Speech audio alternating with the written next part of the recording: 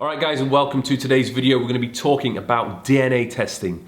Specifically going through my DNA test reports, which I had done a while ago. It was a few months ago now, but I'm finally getting around to doing it. I had 3 test reports come back to me. It was the nutrient core report, the athlete report, and the methylation report. Now these are all pretty in-depth. They're about 50 pages each. So I'm going to go through the things which stood out to me the most, which was almost a surprise, and points which I feel as though you guys would benefit from the most as well. Okay, special thank you to Pippa Campbell, who organised this test and actually went through the results with me. We sat down together for almost 2 hours going through everything. So I will be summarising it all for you today. So we'll start off with number 1, and that was in the athlete's report. And that was to do with the phosphocreatine system. And it says here for you, your potential to generate a lot of energy quickly is reduced. Okay, this may affect your ability to excel at high intensity activities that require short bursts of energy, such as sprinting or weightlifting. So that was quite interesting. My potential to generate a lot of energy quickly is reduced. Now that's not ideal, because I go to the gym to try and lift as heavy as possible. And if I am not able to do that, then I can't overload the muscles as much, and therefore I can't produce enough stress, or the required amount of stress, in order to get bigger. So I would just say it means that because you are putting your body through quite a lot and training really, really hard, you need to support this cycle, and that's with B12 particularly.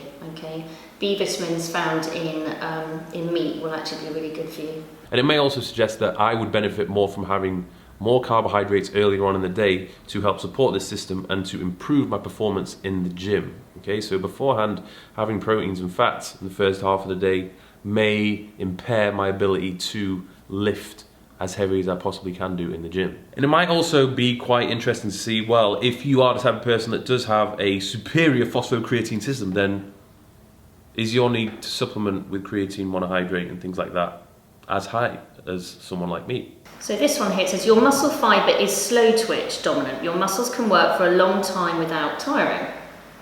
This is beneficial for endurance sports. You can increase the size of slow twitch muscle fibres and endurance capacity by regular aerobic training. However, your ability to develop fast twitch muscle fibres is limited by your genetic makeup. So that's quite interesting. Predominantly made up of slow twitch fibres. It's not really something I wanted to hear, but it is what it is, right? It doesn't necessarily tell me what this ratio is, you know, how much more dominant am I in the slow twitch fibres, nor does it tell me the distribution of where these fibres lay within my body. Not much I can do about it, but I guess it's kind of interesting. And it's not necessarily held me back from putting on size, but it may, again, hold me back from being able to lift more weight in the gym. You actually are less sensitive to vitamin D, and you sort of don't absorb it very well. So we do need to get that into your diet. Things like mackerel, sardines, may want to even supplement as well, okay? And we'll see that later on, that you have 2 SNPs on your vitamin D receptor genes, so actually you really do need to. You just don't absorb it very well. Or even when I go in the sun. Yeah. So that was quite interesting. I have a poor sensitivity to vitamin D, which means my need is going to be a little bit higher.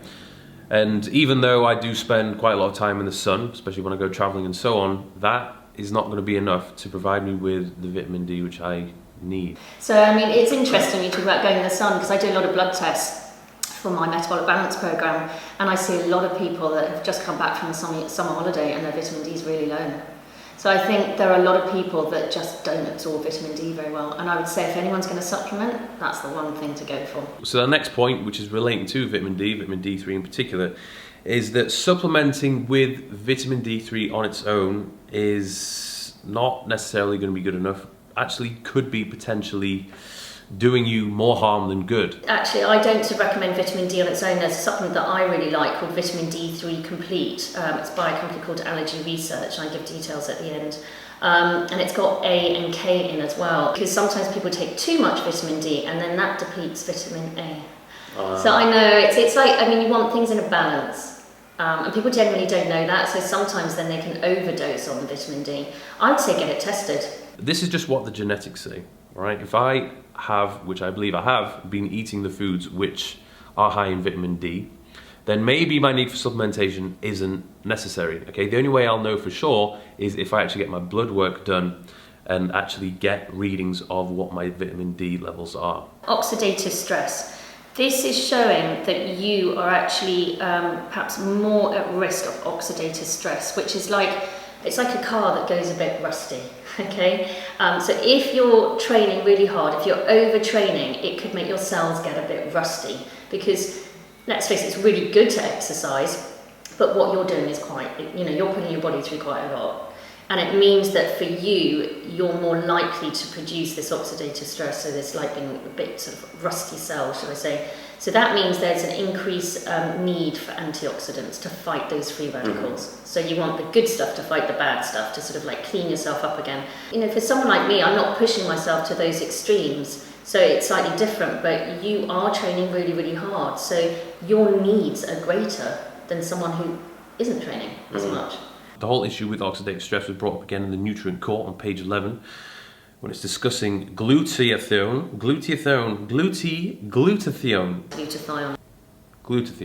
So you actually, there's a gene that you've got here that's supposed to produce this master hormone that is missing. You just don't have it. So it's no activity, the gene is absent. So you definitely need antioxidant rich foods as well. Okay, to optimise glutathione levels, to mop up all those free radicals. This next point, talking about sleep, suggests that I am a night owl. And honestly, that really does not come as a surprise. I'm not a morning person. I find it hard to wake up early on a morning. I don't feel as though there's much I really want to do, say, or talk about when I wake up first thing in the morning. It takes me a while for me to get going.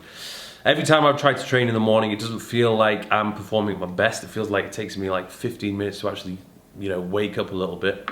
So you might be that person as well. You might be a night owl. If you are a night owl, then peak performance is going to be later on in the day. Now, I would imagine the majority of the population is somewhere in between, but there will be the outliers where they are early birds or they're night owls.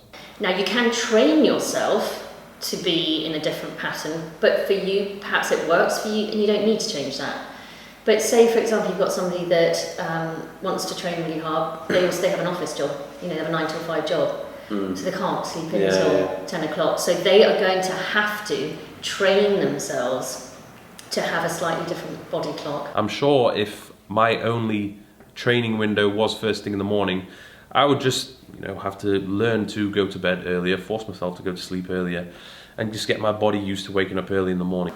So you have an increased sensitivity to serotonin, that's your feel-good, happy hormone, which can cause digestive irritation and stomach upset and increase anxiety, agitation and restlessness, which can be detrimental to performance.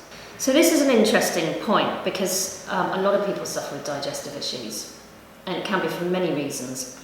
But serotonin, which our feel-good hormone, actually resides in the gut. So if you're irritating that hormone, you can get then stomach problems.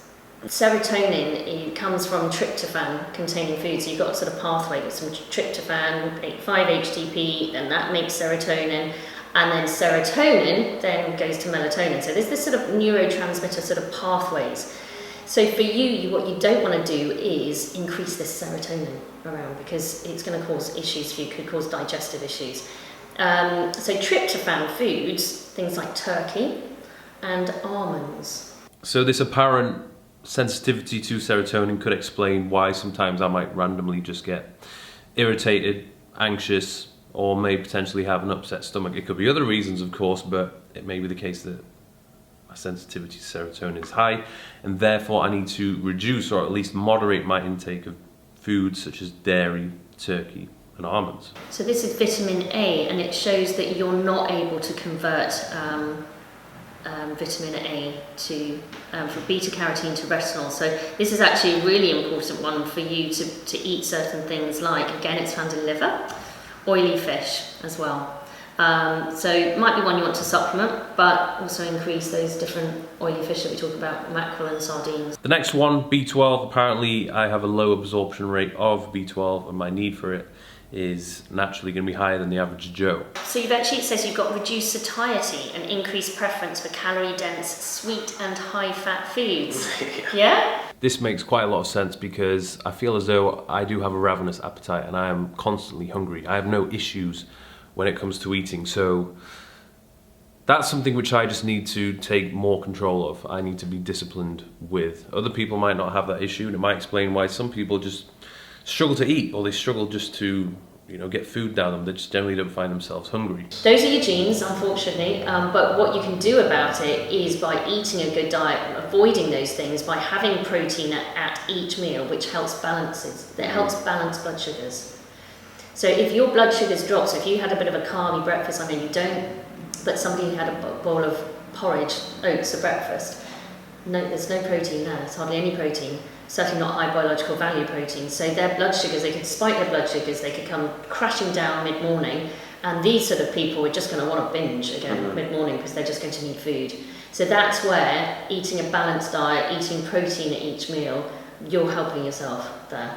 So there we have it. They're the main things which kind of stood out to me from that report. There was a lot of other interesting information there, but we would have literally been here all day if we went through the entire report itself. But it just goes to show that everyone's genes are different. So their need for supplementation is going to vary. When people ask me, well, you know, Mike, what supplements should I take?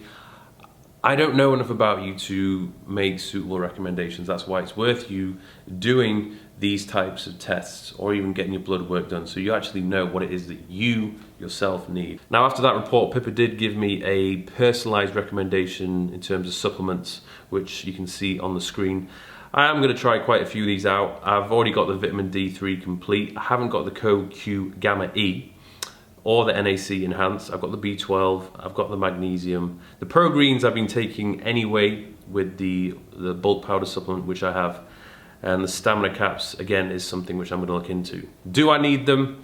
You know, it's not necessarily at all that I take them or need them, but I would imagine if I do take all of these when she's specified for me to take them, it is going to help with my performance and with my recovery, particularly when it comes to that whole oxidative stress, because that is something which I believe I do suffer from. So thank you very much, Pippa, for going through all that information with me. If you want to find out more about her, check out the link in the description. That'll take you to her website.